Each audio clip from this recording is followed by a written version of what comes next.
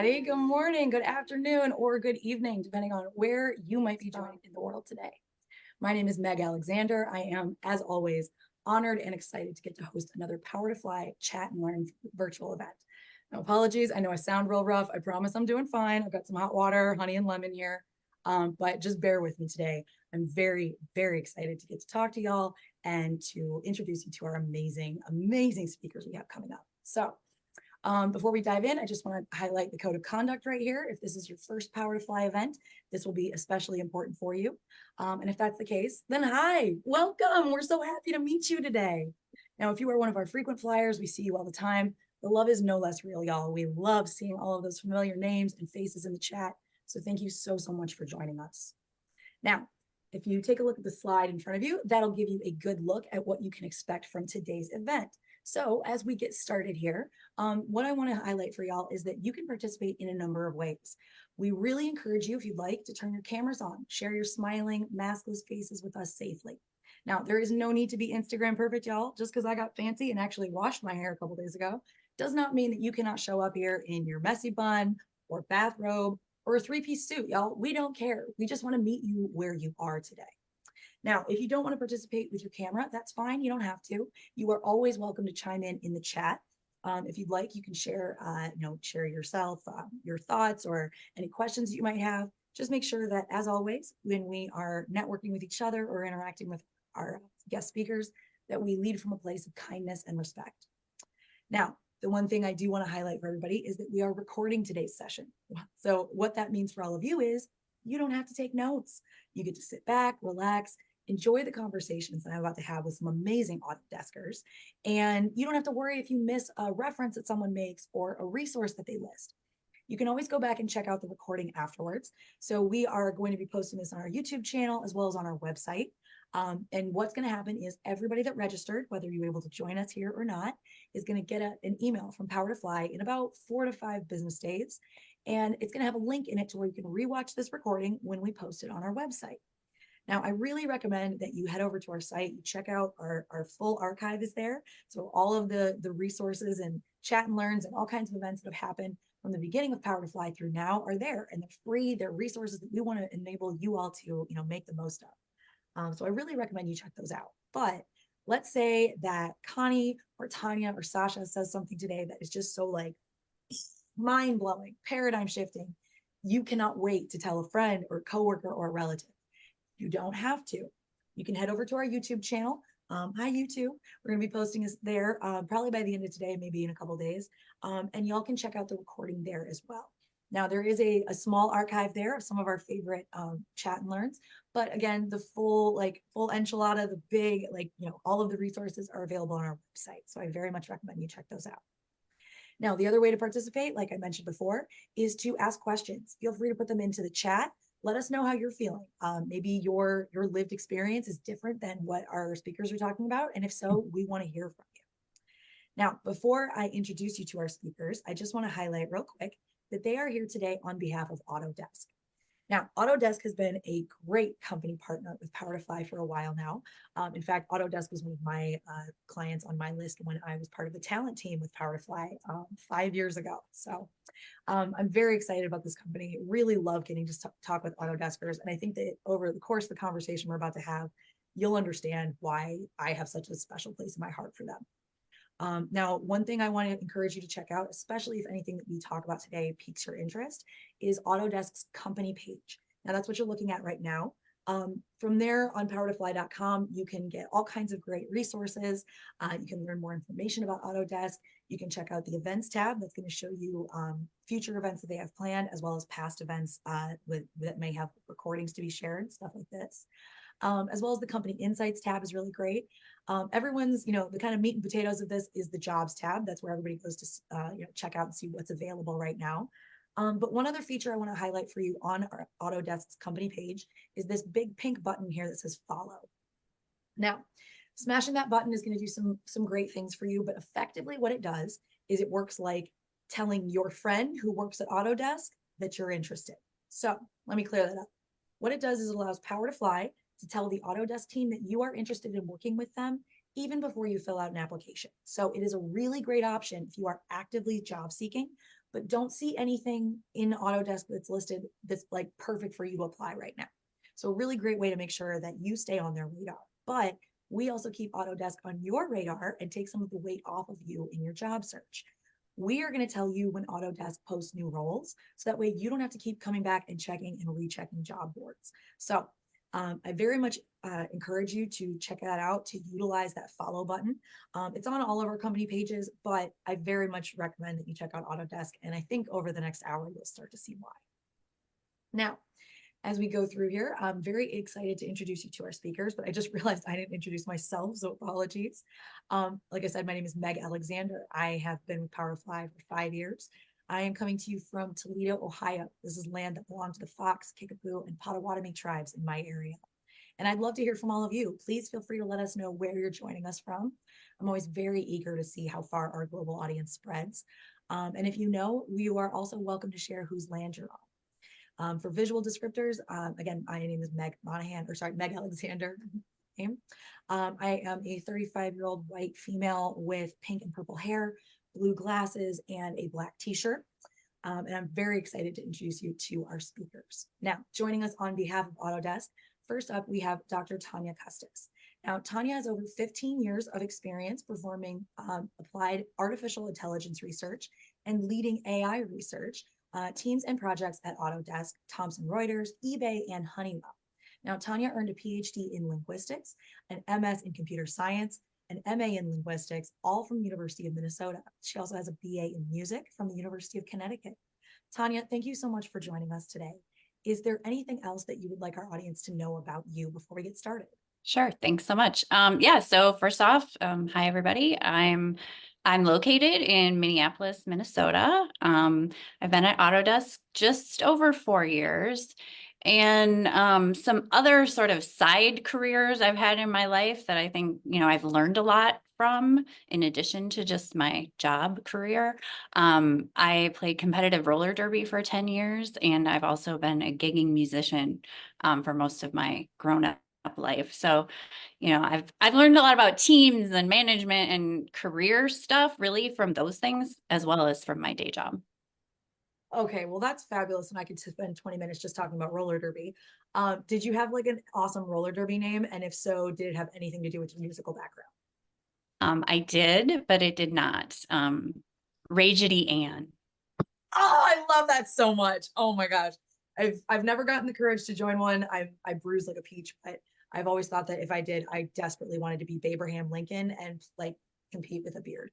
There's something about that that just warms the cockles of my heart. So thank Absolutely. you. Thank you, Tanya, for sharing that. All right, joining Tanya on stage, we have Dr. Connie Scheitz. Now, Connie is the Senior Director of Programs and Business Excellence at Autodesk, aligning and empowering teams across Autodesk to deliver platform services that help their customers to succeed. Now, before Connie when she first joined the company in 2016 as a product manager, before her career in software technology space, she was a VP of Science at Stratios. Now, she earned a PhD in genetics from Cornell University and an MS in human molecular genetics from the Imperial College of London, as well as an undergraduate degree in biochem and cell biology from Jacobs University Bremen in Germany. Connie, I'm so happy to bring you up to the stage today. What would you like our audience to know about you? Yeah, thank you for having me. And I love hearing all the facts about my coworkers because I did not know that about you, Tanya. I am based actually in beautiful Salt Lake City in the US by now, after traveling through many cities in the US. And when I don't focus on work, I also am very passionate about education and higher education. And one thing that was a really formative experience is I actually used to teach in a maximum security prison. Introduction to genetics. And that was a fascinating time, which also included one of my highlights, which is walking across the yard at yard time and being exposed to it all. It shaped so many thoughts and next actions in life. Yeah, of course. All right, just from a super American-centric perspective, was this a prison in America or was this elsewhere? Yes, upstate New York. You're kidding. Oh my gosh. All male maximum security prison in upstate New York. The idea that intro to genetics is a class that's possible to take makes me so unbelievably happy. That's like the coolest thing ever. It was towards an associate's degree. So they needed to take life sciences classes to complete their associate's degree, which then they could move on. And actually, one of the highlights for me was one of my students got released during the time, which is rare. There's a reason you're in a maximum security. And he Yeah. got accepted to Cornell to complete his bachelor's with a Oh full my- stipend. Oh my, okay, sorry, y'all. I have a very long ago background in criminal justice, from being a paralegal and going to law school. And I'm very, very, very passionate about abolishing for-profit prisons and also education needed. And this is like a confluence of all of this, and it's amazing. So thank you, Connie, for sharing that. Oh, I love this. Awesome. Oh, okay. All right, moving on. Sorry, Sasha, let's save you some room on the stage here too. Sasha Crotty is joining us as well. She's the Senior Director of AEC Design Data at Autodesk, where she brings over 18 years of experience in managing products and cloud services. Now, Sasha's leadership enhances AEC data accessibility to drive better project delivery workflows. Now, she has a background in product management and software engineering, and she helps shape the evolution of Autodesk's Revit platform and cloud services. Now, Sasha holds an MBA and dual bachelor's degrees from the University of California, Berkeley, and actively engages in educational initiatives, making a substantial impact in design data management at Autodesk. Sasha, very excited for you to round out our fabulous trifecta today. What would you like our audience to know about you? Thank you. I'm actually very excited to be here and meet all of you. So we're looking forward to this conversation and learning about my coworkers, things that we don't, I get to learn a lot of stuff as well. So I am based in Boston. So I've been here for a while, and I'm actually on my third career at Autodesk. So I've been here for 18 years, but career number 3. So it's totally possible to change careers while you're doing it. I started out as a software developer. I then switched over to product management, and now I'm doing general management, leading a development team. So 100% possible, and it's definitely possible at Autodesk too. A fun fact about me is that I used to have about 300 or probably more orchids growing in my house, to the point of I was also the president of the Massachusetts Orchid Society. I was the treasurer over New Hampshire Orchid Society. So lots of things learned also about managing teams and then growing plants. I now have children instead of orchids. So that's been a transition I've had to make. All my Orchid Society friends still give me a hard time about it, but career, children, orchids, something had to give. But if you have any questions about how to grow them, the answer is most likely you're overwatering them if you're killing them. I'm also happy to answer those questions. Overwatering if you're killing them, that's the kids' advice, right? Yeah. Sorry, can you tell I don't have them? The comments in the comment section are killing me right now, y'all. You were talking about yeah, and I have kids now instead of orchids, and Connie goes, hopefully not 300. Although from what I hear, honestly, orchids sound harder to keep alive than children, truly. I have an uncle by marriage who is just one of the smartest men I know, and he creates new varieties of orchid for fun, which is just baffling to me because I glue glitter onto things for fun. So it's just it's fabulous. I love the conversations we get to open up with these facts. Thank The you. most surefire way to kill an orchid, by the way, is to get it awarded. So I had one awarded. I named it after my daughter. So yes, I did kill my child in a way because I opened up a window in the middle of winter and the thing froze. So yes. So be me with actual children. Oh God. Okay. All right. Now that we've had a peek into that life, I'm going back through the link or the post here, Lyle. Thank you so much for chiming in, letting us know where you're joining us from. We've got Sacramento, California. We've got Boston. We've got New York City. We've got Buenos Aires, more Boston. Oh, love this, y'all. Thank you so much for joining me here today. All right, so last thing we're going to do before we dive into questions here is I want to highlight for each of you, just to remind y'all, you took time out of your day to be here with us and be here with us live. We want to make sure that we reward you for that. So if you are on the line with us today and you have questions, please feel free to ask them. We're going to go through a bunch of questions that y'all had asked when you registered. But again, if something comes up and we're talking about something and you want to dive in deeper on a topic, terminology, anything, please let us know. If we're going over one of your questions and maybe we're just kind of not hitting it at the right angle, if there's context you think we should know to give you a better answer, please feel free to weigh in the chat. If you have a question that you're not sure if we're going to get to, ask it in the chat. If you have a question or comment that you would like to be raised, but you want to be kept anonymous, no worries. Just DM me. You can find my name, Meg Alexander, in the dropdown, and I'm happy to ask for you. All right. So as we go here, let's get started. This was one of the like kind of bigger, like more overarching questions that got asked to start with. This person had asked, do you have any tips for establishing yourself as an authority after a career change? I thought this was a really great question because like I feel like a lot of us are going to we're focusing a lot on the career change aspect and not necessarily about the okay, well, what are the next like, 6 steps after that? Connie, do you want to start us here? Yeah, happy to. So maybe on career change, right? If you look at my resume, I started in genetics and biochemistry. What does that have to do with Autodesk? Very little, at least on the subject matter expertise side. So when I came in, we still had a life sciences team, but now I do something that's completely separate from that. The key thing for me was to look for the horizontal abilities that I had beyond my expertise in genetics, right? Ultimately, there's a lot of planning of how do you plan your research, how do you drive impactful conclusions, how do you analyze the data, and letting that speak for yourself is a key area. And the other thing is also having trust in how you got that role. This isn't somebody picked you at random and put you there. Somebody there thought that you could do this. And that means you're going to have some leeway to actually show that. And so trust in yourself that you got this for a reason, and you'll have time to execute and share your vision and show the things that you have the superpower in, which are exactly those transferable skills that you had in your other job before. So to me, those are the two areas that really help there.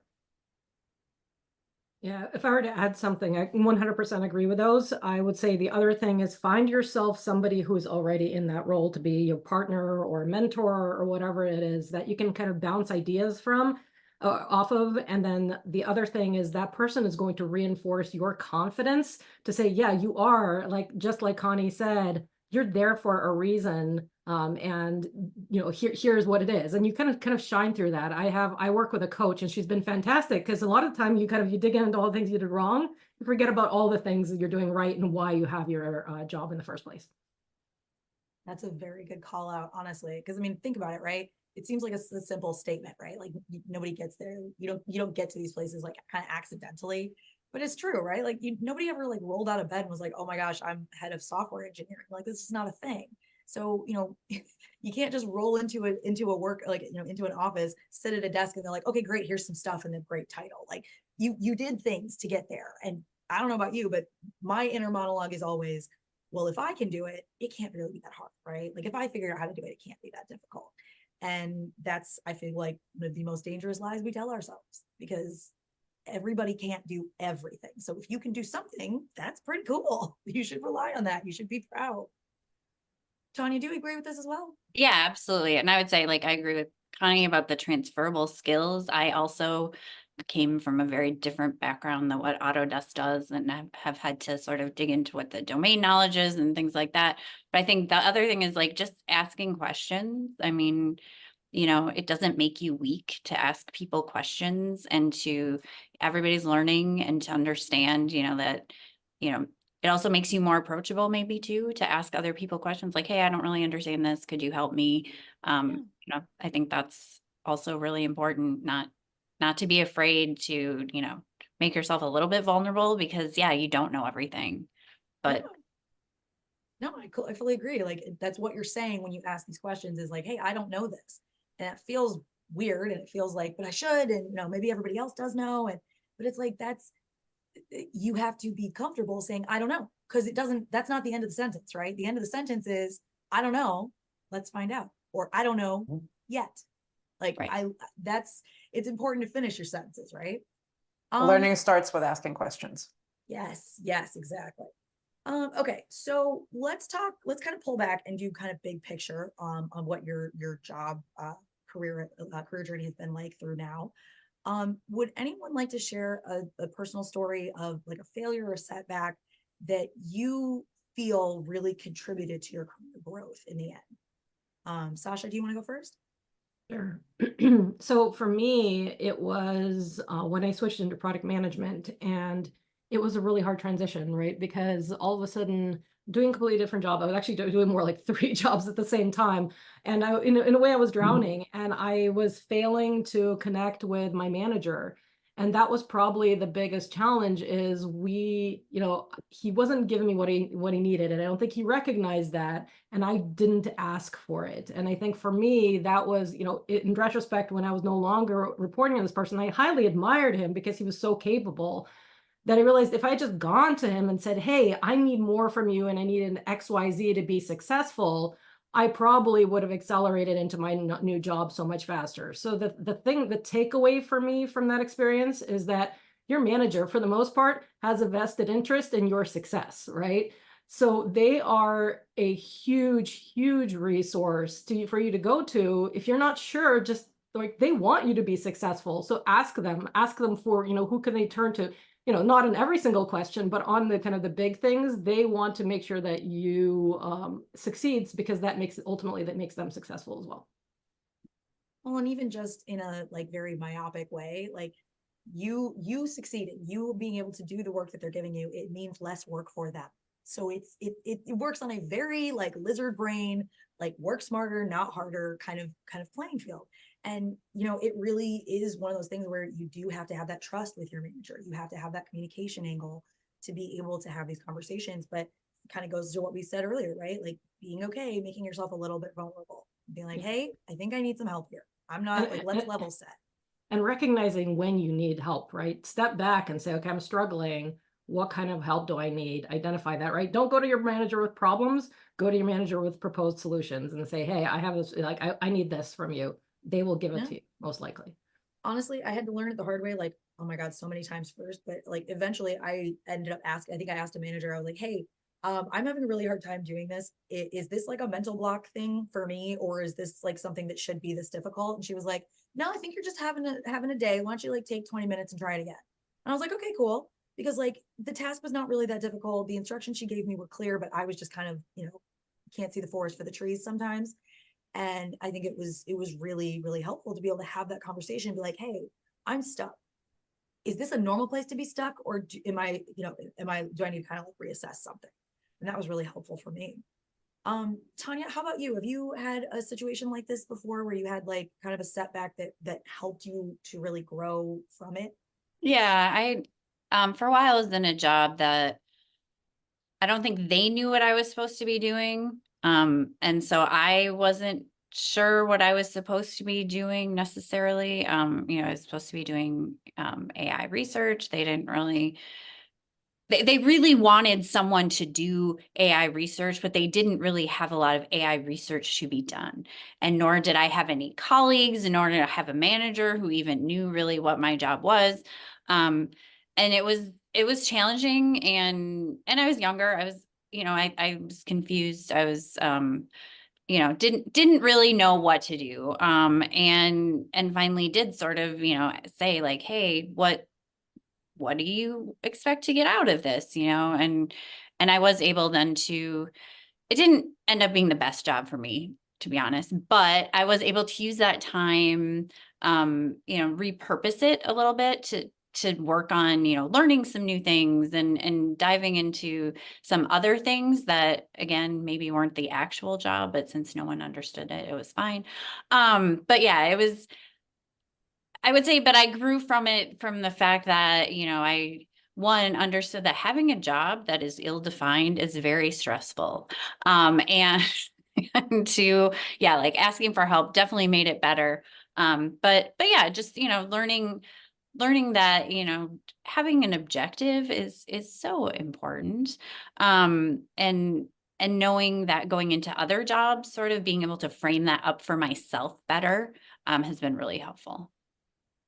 There's nothing like quite like running full face into the fact of, oh, we're all making it up as we go along. Okay. Like you get to that point where it's like, okay, you take a step back and you're like, this is just mutually regenerative chaos. You're like, do the business. And they're like, yeah, the business like that. And you're like, okay, but is this business? And they're like, business. And it just, it doesn't go anywhere. And I think there's probably a lot of us that have been in that place. Like there's a lot of employers don't necessarily know what they want you to do once you get into that role. But yeah, I mean, kind of, it also goes to one of my, what I consider to be one of the like immutable rules of life that, and it just went completely out of my head. Work smarter, not harder. No, it's gone. It was going to be pithy and clever. No, it's gone. Connie, do you want to weigh in on this? Have you had a similar situation where something kind of went pear-shaped but worked out, paying off dividends for you in the end? Yeah, before I go there, let me add one other thing.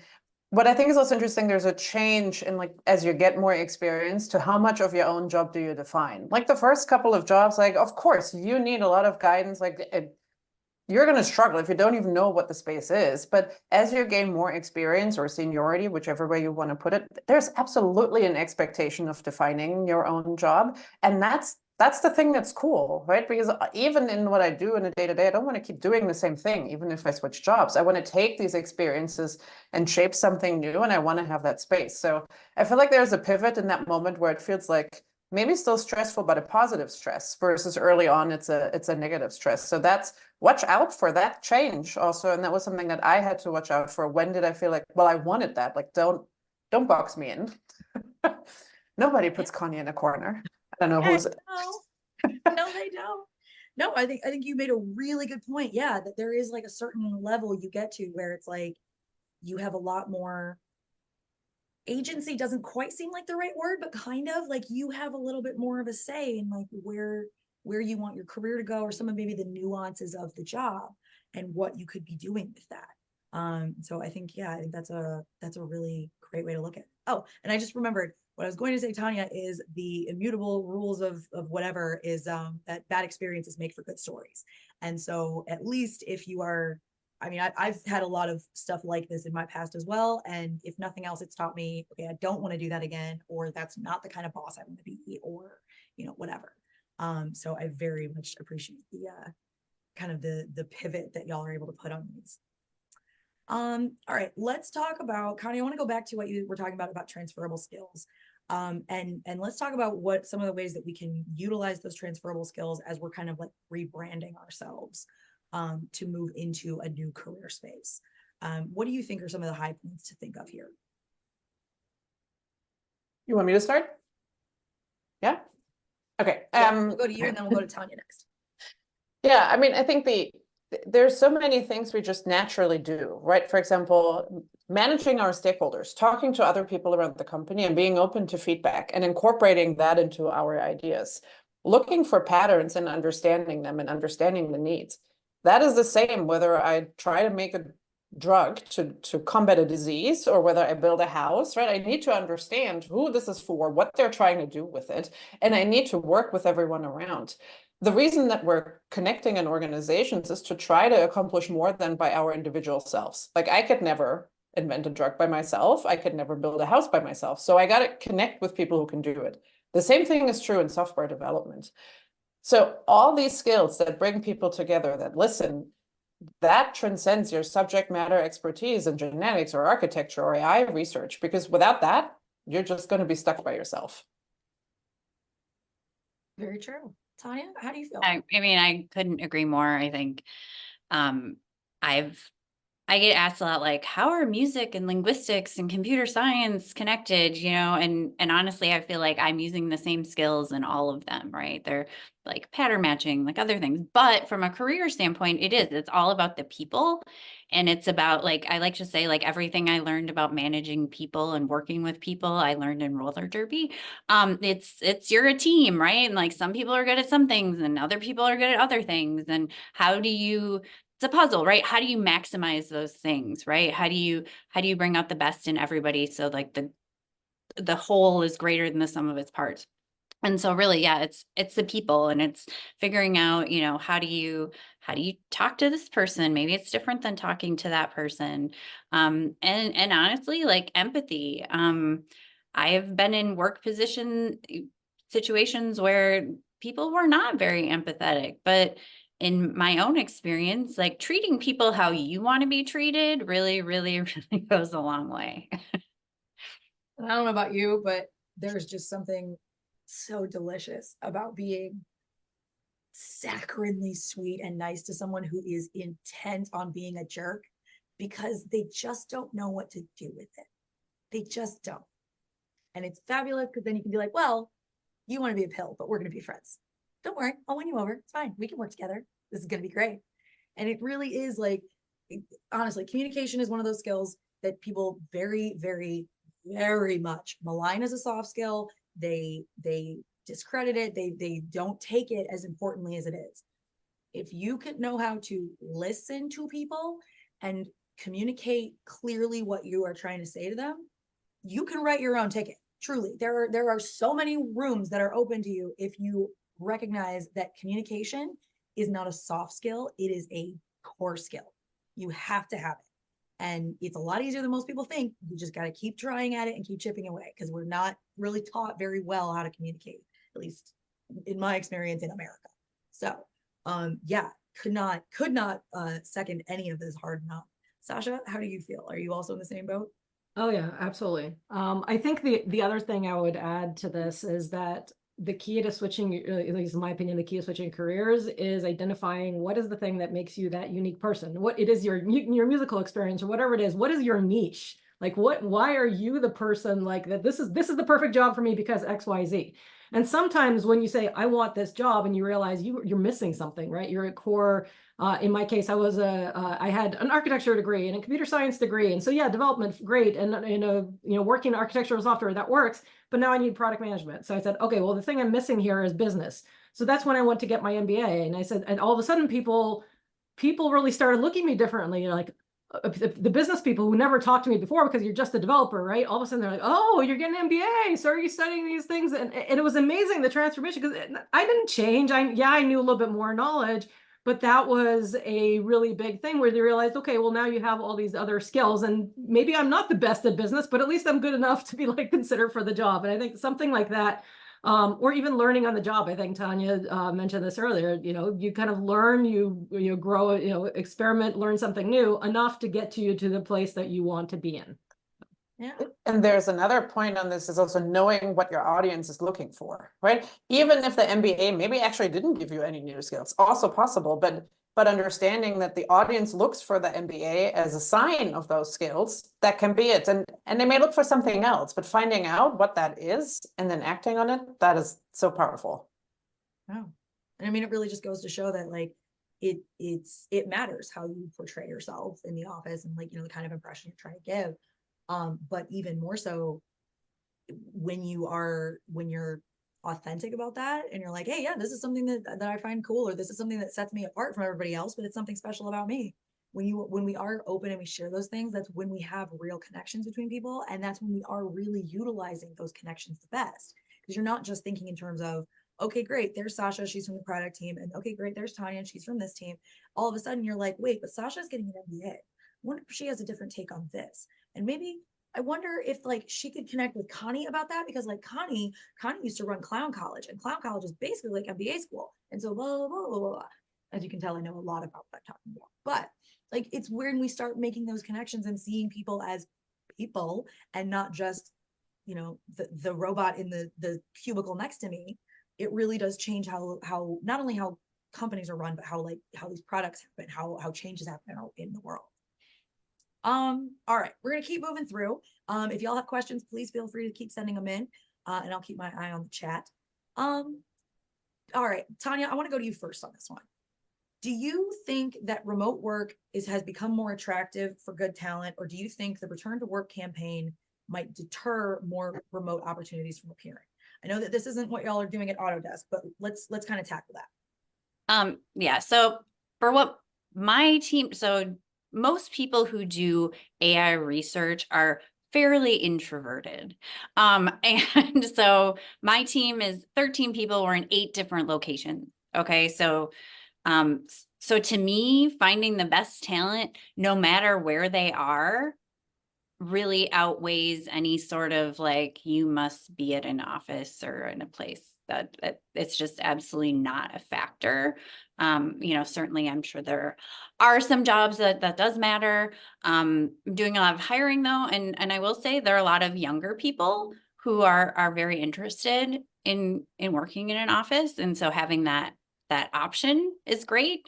I myself will never, ever, ever take another job where I would have to go to an office ever again. So I think, I think, yeah, there's a lot of good talent out there that is very amenable and motivated by getting to work remotely. But you know, it's also, I get it, it's not for everybody. Yeah, I agree. I mean, it doesn't, at first when you're like, yeah, there's people that want to work in the office, I was like, ooh, why? Have you been to them? They're gross. But like, that makes a ton of sense if it's like people that are newer to the workforce. Cause like when I got my first job, I was very excited to have a key card. Like very, I've been to hotels before. I've had one of these, but like, you couldn't tell me shit when I had that key card in my hand. I was like, no, but I'm going to my office. I felt like a very important person. I was sorting people's mail, literally, but I felt very important and very cool. So like, yeah, I totally get it. Like if you want to do that office life, excellent. More room for you because Tanya and I are going to stay home. So you'll get to spread out, have your big cubicle. But yeah, all I want is the home life. I don't know that I could work without like dogs snoring 3 feet from me anymore. Sasha, how do you feel about it?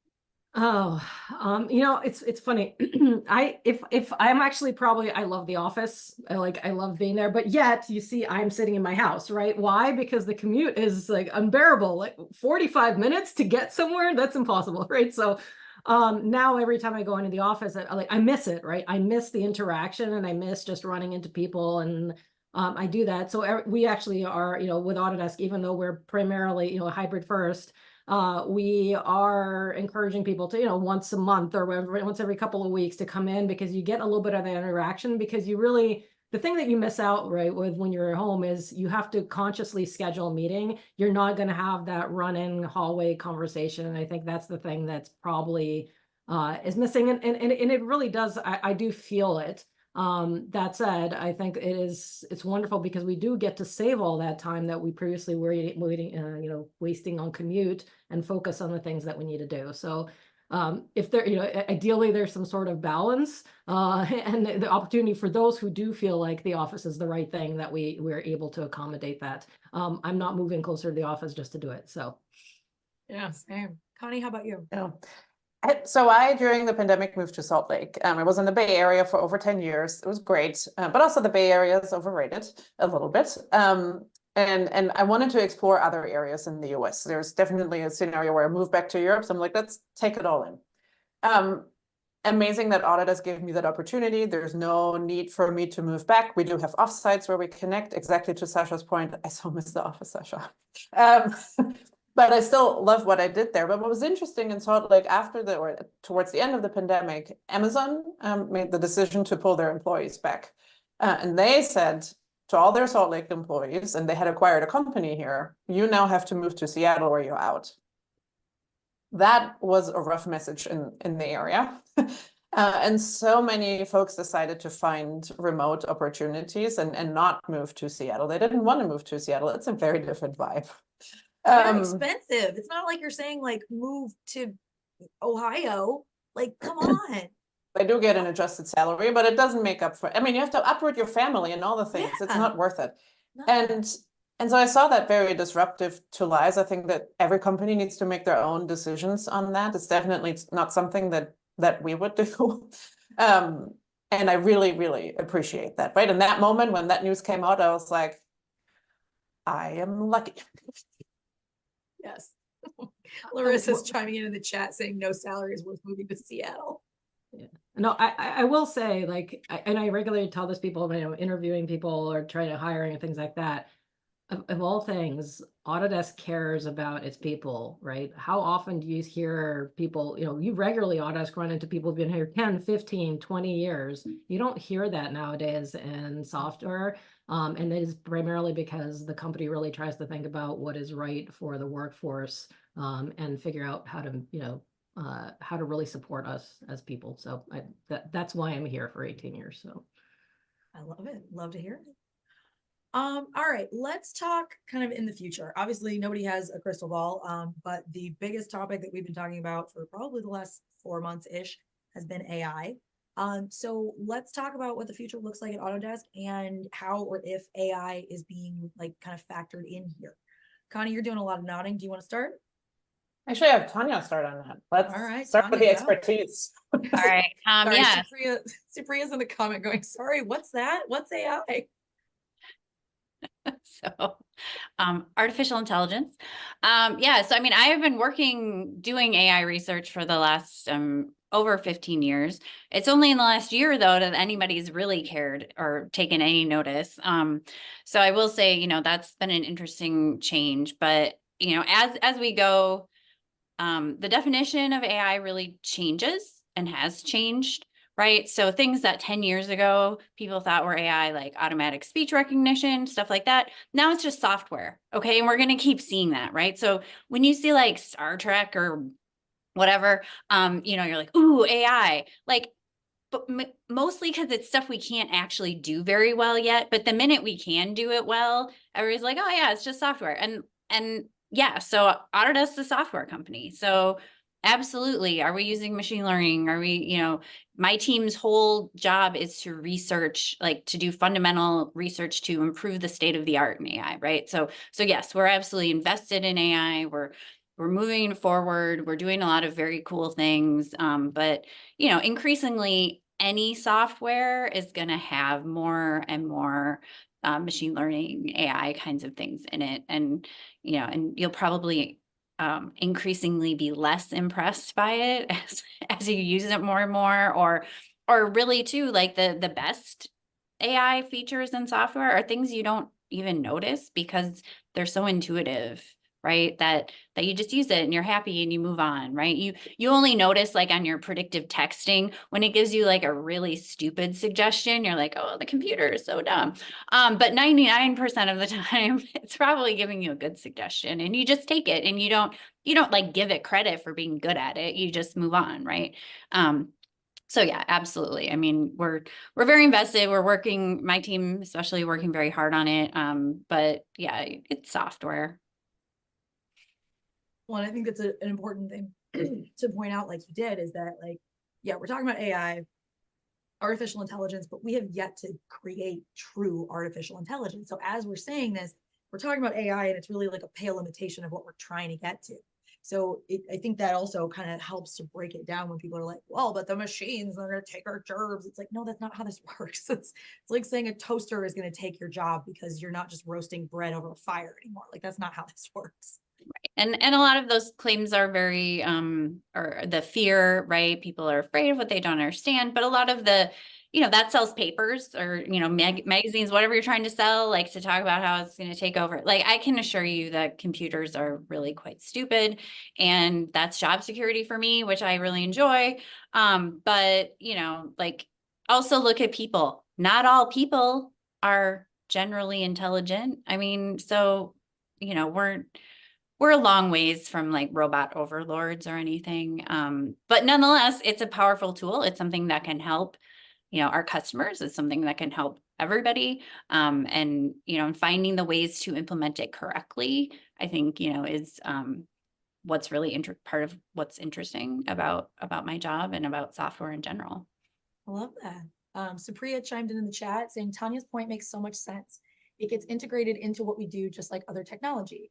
I think a key, at least for me, is to be able to intelligently think about how this new tech can help a business achieve its strategic goals. I really love that. Thank you, Supriya, for sharing. Okay, let's keep moving because we've got about 15 minutes left before we end today's session. So if you've got questions, please make sure you ask them. I'm keeping my eyes in the chat here as we go as well. Okay. Let's see. The next question is, in your experience, what are some key strategies or mindset shifts that have been crucial to overcome challenges and achieve sustained growth within this field of tech? Because, you know, this is dynamic. Things change all the time. You're having to keep up with, you know, with whatever's going on. You know, are there any key strategies or like a mindset that has helped you to do so? Sasha, you want to start? Sure. One of the biggest things for me, by the way, this is like why as a woman in tech is, you know, I've never, I feel like I've encountered less resistance than other people is I come from a culture where kind of the debate of ideas and arguments is a normal thing. And, you know, it's not personal, right? It's all about conversation.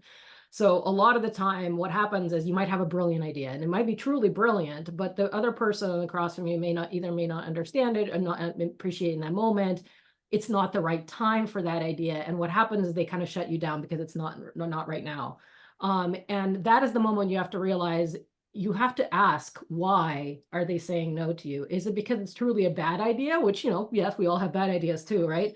Or is it a not right now kind of feedback to you? And if that's the case, maybe you need to adjust how you present that idea. Maybe you need to argue and push for it a little bit harder in that moment, but really taking the time to do that and understand, because a lot of the time you're not going to get a yes on the first time you suggest the idea, but you might have to do it 3, 4, 5, 6 times before it resonates and everybody, and all of a sudden, if you talk to enough people about it, they may even start talking to each other, being like, oh yeah, that's such an awesome idea. We should 100% do that because it gets accepted. So I would say a lot of the time people back down immediately because they're like, oh, I've conveyed it, I'm done. No, if you want your idea to succeed, you own making that idea into reality. And sometimes it takes a long time. I had somebody tell me if 2 or 3 years down the road, you know, if it's a big idea, not small idea, obviously, that it's successful, then that's great. I had one that, by the way, I was like, total success, something. I was like, we need to build this. We need to build this in the product. It took me 7 years, but is it in the product now? And it is done. So hopefully most of your ideas will take 7 years. I had to feel good. Everything worth doing takes time and is difficult, I've found. And I think the other part of the question that's interesting is it talks about technology, right? Like how do we, the dynamic field of technology. But for the most part, we're not doing technology for technology's sake. We're not doing AI for AI's sake. There has to be a clear customer outcome on why I should care, why the customer should care. What do they do with that? What does that help them to be better? And sometimes it's to build the more sustainable buildings. Sometimes it's just to have a better performance review from your manager because you were faster with the tools that you used. It could be anywhere, but understanding what the customer value is and leading with that is a key part, and like continuing to evolve technology, because I'm not evolving it for what I can do. I'm evolving it for what it needs to be doing for what we want to accomplish as individuals and as a whole.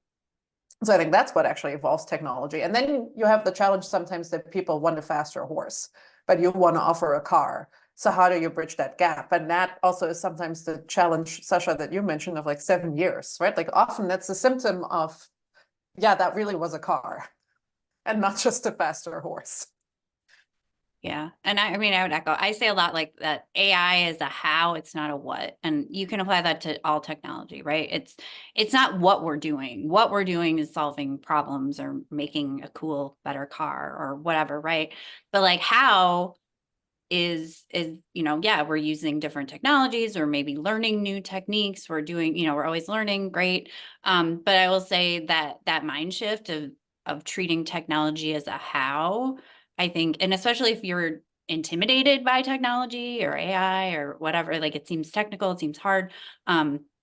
Just casting it like that, I think, especially people who are looking to change careers or get more into some, right? It's like Connie said, it's about understanding what the problems are a lot more than it's about understanding like how, you know, the math of AI or any technology, a circuit board or whatever works, right? I love that. It's not a what, it's a how. I love that. Oh, awesome. Thank you. All right, y'all, less than 10 minutes to go. We're getting some great questions in from the chat, so we're going to go for one of those. This person had asked, how can project managers find their way into product-based companies? Is there a way to frame project-based skills to vie for product manager roles? And how could we pivot that? So this is a little bit, you know, off the cuff for y'all. So I'll give you a second if you need to process the question. But this is a really good one, right? Because it's if you're not familiar with it, the product and project distinction can seem really interchangeable. It is absolutely not. Sasha, how do you feel about this? I think it's really starting to focus on being able to understand actually the customer outcomes, right? The biggest difference there is, right, it's not how you're getting to the thing, it is what you're trying to build and build your understanding of the problems themselves and why one is more valuable than the other, right? And so I think that's and kind of being able to demonstrate that you've already done that in the role. Actually, a big piece of advice that you see a lot is act like you're in the role that you want to get. And so start doing that. Start helping whoever the PM is, right? They're both PMs. The product manager is in some of the decision, being able to say, hey, you know, I evaluated this, like, look, here's the comparison, here's the business value. So you start to look at that perspective and demonstrate that you have that ability, where you're not really, it's not really about the execution itself, but the understanding the value to the customer, and be able to represent the customer. Because at the end of the day, the biggest difference probably is that as a product manager, you are the representative of the customer, so you need to know your customer base. Love that. There is a great book from Armenia Ibarra, Act Like a Leader, Think Like a Leader. And the key thing is they're turning it around. Like sometimes you need to start by emulating and just doing, as opposed to thinking about what it would be. So I love that advice session in terms of shadowing, doing it. Like that just gives you so much experience.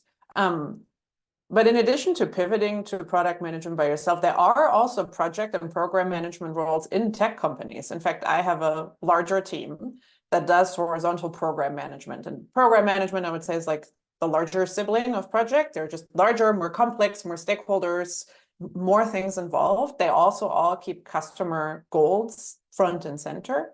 But these roles exist in tech companies. And so you can actually, in these roles, transition to a more product management focus. And the interesting thing about these roles is they usually fill a gap on any particular program or area that you're on. And sometimes that might go more in the engineering side where a gap needs to be filled. Sometimes that's more on the product side, on the customer visioning side where a gap needs to be filled. So it depends. So they're very flexible roles, and actually a great area to try and expand. And so we constantly hire program managers in all our teams. And I know Tanya works with some of mine.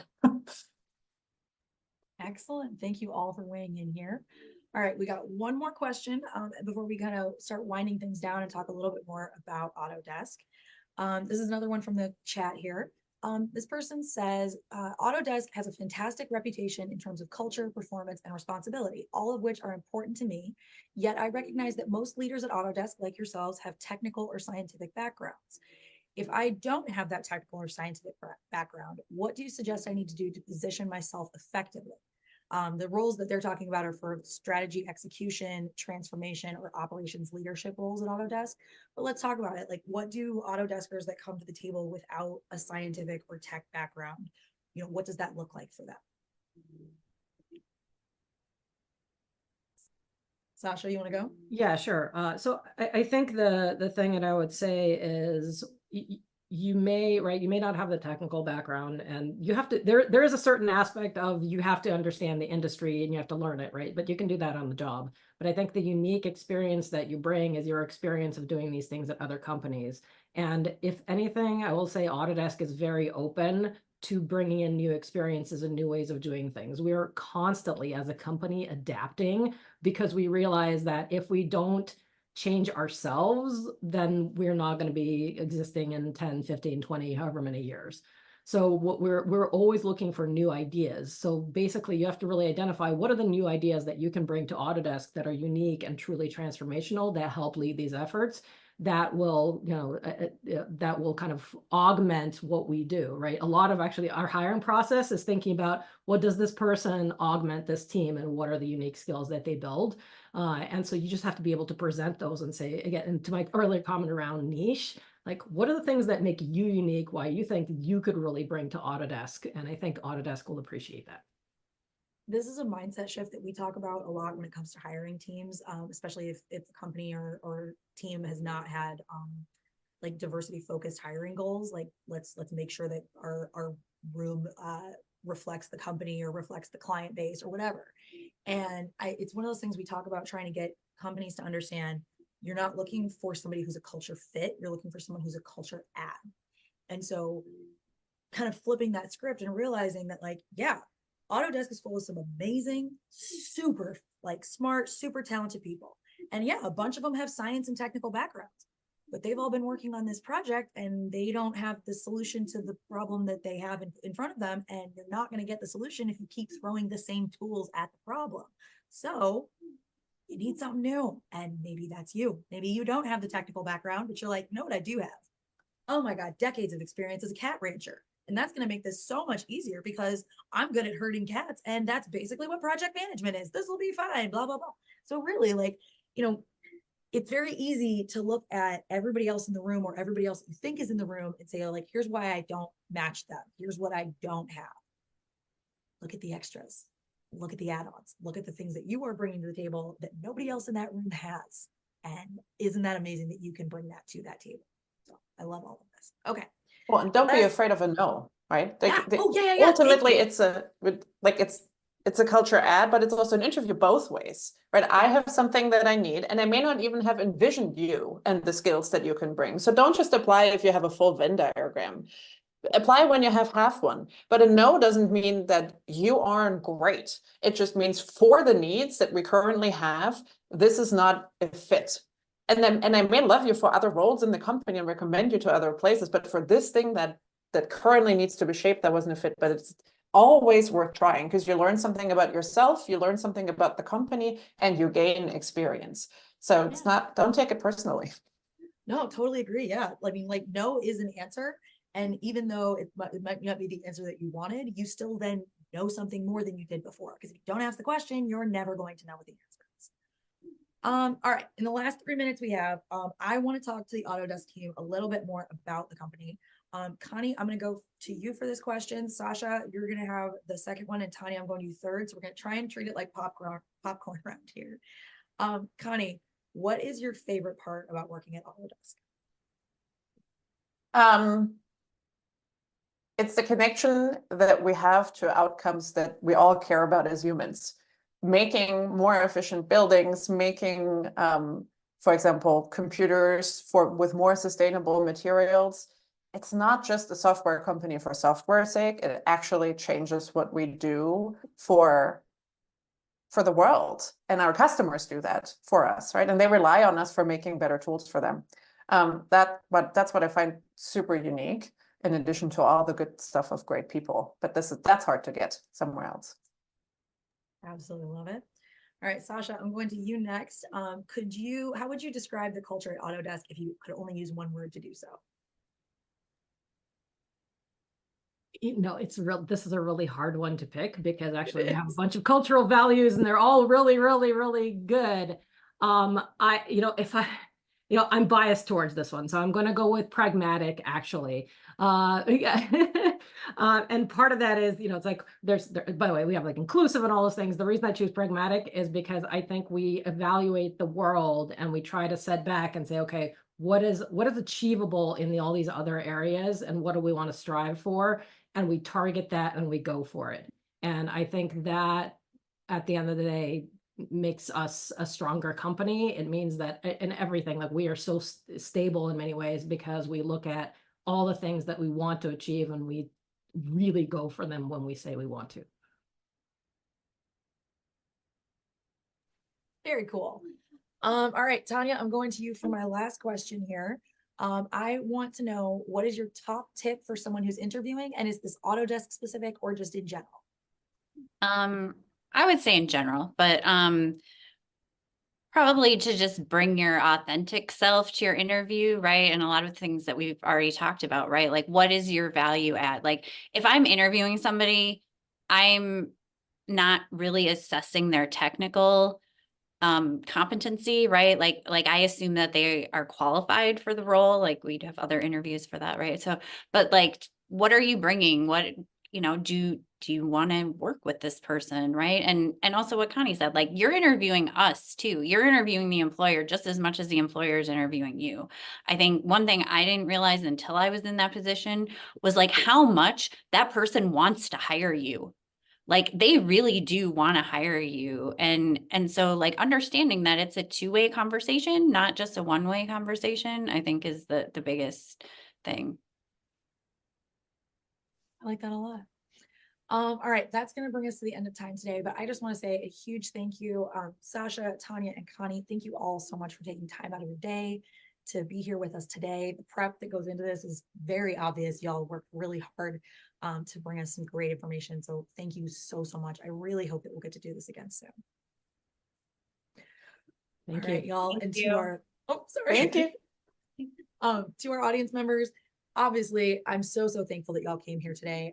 Obviously, I wouldn't have a job without you, but like, truly, I'm more glad that you came for yourselves. Okay, you took 60 minutes out of your day to do something positive for yourself and your career. That is not easy in this day and age. It is not easy when it is cold and gross outside, and the last thing you want to do is improve yourself.